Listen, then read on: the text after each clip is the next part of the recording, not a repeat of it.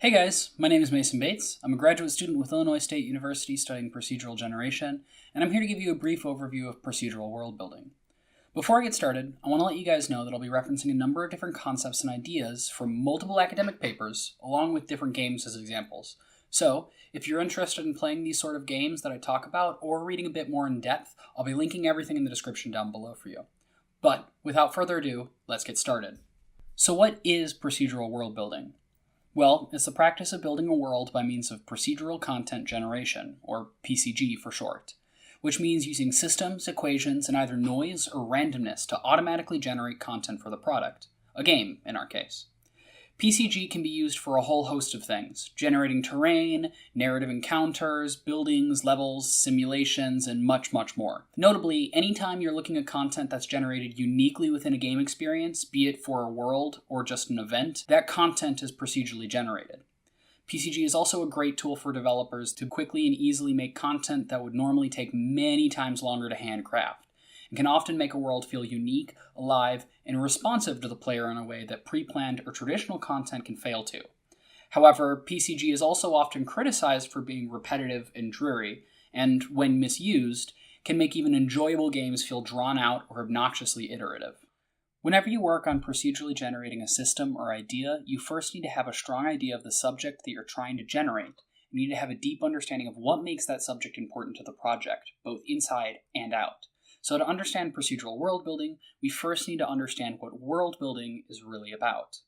Obviously, world building involves constructing the setting of the game, but it's easy to oversimplify that concept. World building really establishes the geography, landmasses, environments, and the climates of the world. It populates that world with peoples and cultures. It creates major structures, places of importance, and cultural centers, and often it develops the history and narrative significance of the world as well. When looking at creating each of those aspects of world building, it's easy to see why procedural generation as an alternative is so appealing. The ability to take what can be tens of thousands of hours of work, reducing it to a single computer and a handful of hours constructing equations is certainly an enticing option. In games, however, procedurally created worlds still seem to be the vast minority of those released each year. Why is that? Because many of the games holding their world building on a fundamental pillar rooted in the narrative story or the delivery of the mechanics. Without good world building, game mechanics and narrative can quickly fall apart. And while procedural world building may be an enticing time saver, the level of expertise required to do it well limits the situation where it can be used to create the settings of a new game. That isn't without precedent either. Many developers fail to implement satisfying procedural world building in a way that enhances the gameplay, which is hardly surprising. In world building, there are always so many events, peoples, places, cultures, groups, and more that are constantly interacting with each other. It's a tangled mess that more traditional writers have been practicing for generations to turn into a beautiful web of a story. This is probably why world building is seen as an entirely human art, or at least long has been. We used it to tell stories around a campfire, talk about the creation of the world, and of course, create absolutely fantastic books that we just cannot get our heads wrapped up enough in. Especially in the past century, world building as an art of literature has really been pushed into the fantasy genre. Many writers known for their world building are equally known for the years, if not decades, they spent focusing on singular elements of their world to make the story as enticing as possible. Each of these worlds was a well-crafted gem and created the inspiration for works like Dungeons & Dragons and innumerable other RPGs that are played, both digital and analog to this day. There are lots of great videos going over what precisely makes for good world building, but the TLDR of it is, good worlds need to have well-developed peoples, cultures, environments to be explored, they need to have engaging events, places, and landmarks to witness, but, most importantly, they need to have cohesiveness and interconnection between the world, a great web of cause and effect that the reader can see unfold. If world building has met those three bullets, you can probably count your world building as done well. The trouble being that each of those things takes years to fully flesh out. Answering one question about the people you'll see in the world will open up 3 more doors to entirely different questions you hadn't thought of, creating an unending labyrinth of questions that any writer will need to navigate through in order to get their world finished within the millennia. This is why major books that rely heavily on world building rarely cover more than a small handful of major events, because if each event affects and tugs at another, changing the trajectory of the world, Adding an additional major event makes that web of world building exponentially harder to manage. This could also be one of the few advantages that procedural world building could be seen to have over traditional world building. Creating systems that generate events, cultures, peoples of the world can result in many different simultaneous stories and events that would normally be too much to manage for a single writer in world building, opening the door for far vaster and more interconnected worlds through sheer processing power. That reliance on systems rather than an author also leaves themes or motifs of the world often to be more ambiguous, with concepts such as good and evil or right and wrong often being much more reliant on the thoughts and ideas of the audience rather than that of the author, since the system doesn't have its own direct bias. Another notable change in procedural worlds is often how small you can sometimes feel in them. Traditionally, the main character, along with potentially a handful of others, are often seen as influential keys of the world, and their actions will have far-reaching and world-shaping consequences far beyond themselves and for many years to come. That's a big change from many procedural worlds, where the player rarely has that profound impact on the world itself, and, if they do, it's often because the player controls many individuals, perhaps even whole nations, rather than a single character. To that extent, procedural worlds support the thought that history is not the works of one or two people, but the collective and infinitely complex cogs of a million more. When you start to look at how different systems of world building are with writers versus procedural world building, the differences start to pile up. Now, procedural world building starts to look very different than what we might traditionally think of. Take, for example, one of the biggest games to date, Minecraft. Minecraft obviously doesn't hold to the high standards of world building as far as traditional fantasy literature is concerned. It doesn't have any major events, it doesn't have any named characters, no impending doom, only the occasional scattered structure. Yet, despite it all, Minecraft's world still captures the imagination and enjoyment of millions of players. Minecraft's world features caves, abandoned mines, dungeons, villages, temples, mansions, buried treasures, witch huts, igloos, shipwrecks, forts, and golems, bandits, villagers, monsters, bosses, even otherworldly dimensions via exploration, hunting, and rituals. All of that and more, especially when left largely unpopulated, it leaves the player in the world to revel in the confusion and wonder at the story that there is behind these massive structures often left in ruins. There are even hints of more, linking to the inevitable feeling of interconnectivity between worlds. Ever feel like you find yourself noting more abandoned mine shafts or bandit towers when you're closer to a village? Or note that the more you populate a village with light, the more monsters seem to gather around the edge of the village at night? Now, of course, Minecraft isn't a game that's built around narrative world building in a traditional fashion, but through the creation and construction of the world and elements, we can begin to see the connecting tissue that drives us to tell our own stories within the game and live in the worlds that are more than just there for the resources, but also there to build our curiosity. Minecraft is an example of rudimentary procedural world building done well. It's used to support the story where the player sees it and indicate important or interesting things in the world, but not to the exclusion of other elements within the game. Now, of course, Minecraft's world is only very loosely strung together. After all, the mechanics behind its procedural world building aren't intended to be narrative world building as seen in traditional literature, but rather as a means to support the open world that the player mines, explores, and builds in. If we want to look at the world and build a bit more mystery behind it, we'll have to reference another game known not only for its procedural world, but rather its procedural worlds. No Man's Sky is a game covered in controversy in its opening games, but has made a comeback after release backing up some of its earlier claims, or so Steam reviewers would have you believe. No Man's Sky, much like Minecraft, creates an open world, or perhaps even open universe game for the player to explore, filled with alien races, massive and ancient structures, long-lost people and religions, and quests to guide you through the center of the galaxy.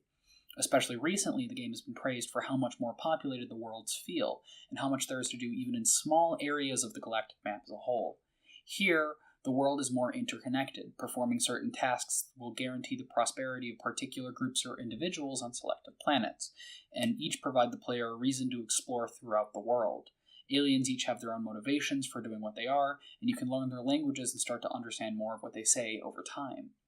Here, each planet the player visits, in addition to its own landscapes, environments, and structures, shows its history and significance in the wider scale of the world throughout monuments and the interactions of current inhabitants. Unlike Minecraft, the procedural worlds of No Man's Sky aren't a side effect of the rest of the mechanics of the game, or used as an extra pillar of gameplay, but is rather foundational to the very core of the game itself. However, both Minecraft and No Man's Sky have something in common. The world building shown in them is not directly shown to the character, instead being more of a setting of the wider experience, compared even to other narrative games that put an emphasis on world building, such as BioShock, Fallout, Fable, or the like. Procedural worlds seem to struggle to give more direct narrative experiences found in the worlds that otherwise would be more traditionally constructed. Worlds seen in both Minecraft and No Man's Sky rarely, if ever, establish a hard history, instead leaving it to the imagination of the player, which, while potentially enjoyable in some respects, prevents some of the same brilliant moments and breathtaking feelings that more established worlds can produce. Whereas other worlds and the narratives intertwined with them will tell intentional stories, procedural worlds often seem to struggle to tell any intentional story at all, often due to the focus on the construction of the physical world rather than the construction of the narrative one. That seems to be the largest consistent weakness of procedural world building, but it's not one that doesn't have its exceptions. A game released in 2006, Dwarf Fortress, is hardly the same huge game played by millions like No Man's Sky or Minecraft, but it has a very strong cult following. Many of those who play tout the storytelling of the game to be immersed into almost a frightening degree. Dwarf Fortress is entirely procedurally generated. Everything from your starting dwarves, to the environment, to the characters and the creatures found throughout the world, even the 200 years of history generated along with the terrain and kingdoms that can be found completely unique through each and every playthrough. It doesn't suffer from the same issues with world building that we noted in Minecraft or No Man's Sky. Each character has their own goals, they work together to achieve quests, there are writings in ancient temples that can be read, kingdoms each have their own unique heroes, and characters you can interact with in a variety of ways. When you play Dwarf Fortress, in many ways the narrative and world building feels like it's written more traditionally, largely due to the insanely complex and well-developed systems it uses to create and run its world. Dwarf Fortress was released in 2006, but it's been in continuous development since, and is worked on full-time by the developers to this day. Dwarf Fortress shows how procedural world building, in many ways, can start to more closely resemble the worlds built by traditional methods, and presents itself as an inspiration to many more procedural world building in games. Even games from the AAA industry are starting to use it as an example to how they can enhance narratives in their game using procedurally generated content. While each of the games we looked at there were completely procedurally generated, procedural world building can also be more in a supportive role.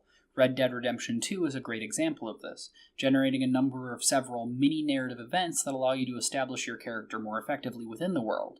Often these events can even come back to bite or reward you appropriately based on your previous interactions with those characters, cementing the game's theme on karma and the wildness of the Dying West. Many games choose to utilize procedural world building to provide unique experiences to the player that are often or perhaps even nearly indistinguishable from pre-written content, and such narrative practices have been establishing themselves as a staple, especially in open world games. But even in otherwise more linear games, to give characters a chance to express themselves or explore other unique concepts in the world, and provide a bit of extra replayability. This use of procedural world building is really interesting because it is used to provide an almost entirely narrative and character-driven experience to the game that it's a part of, an area of weakness often associated with procedural content generation as a whole. After all, world building has always been in the realm of human understanding, an art performed by experts that takes decades to craft long-adored universes, characters, and entire franchises. When most people think of an art, they normally compare it to the sciences, noting things like it isn't an exact science and that art can't be replicated. In the eyes of many, art is something that can capture human emotion and fascination in the way that the sciences fail to. World building is, in many ways, the accumulation of some of the chief concept of arts, since it requires the author to understand the human experience so thoroughly that they can describe the actions of entire nations of individuals in the lands they inhabit. Much like many other arts, world building isn't something that's easily taught, but rather something that's felt through and experienced by the reader. This may be why, to myself at least, seeing the expansion and trajectory of procedural world building, while I'm excited, I'm also very curious to see what happens next. If world building has always been an art that captures the human experience in the creation of thousands of people and lands and webs that almost surpasses even our own understanding, what does it mean if we're able to reproduce those systems not through decades of creation, but rather through the application of program systems, rules to create worlds as procedural content generation does? At the very least, it would force us to reevaluate world building as an art form, but potentially even what it means to be an art form itself. The field of humanities has been defined by the difficulty, if not the simple impossibility, to replicate with anything but a skilled artist and was beyond the comprehension of systems and procedures. But if procedural world building continues to develop in the direction it seems to be headed, we may very well need to challenge that assumption. Hey guys, thanks for listening to me rant about world building for a bit. Like I said at the beginning, I've attached the documents to references I used when writing the script below. If anything I talked about strikes you as interesting, I'd really recommend you guys give it a look. Otherwise, guys, thanks a ton, keep being awesome, and I'll see you in the next one.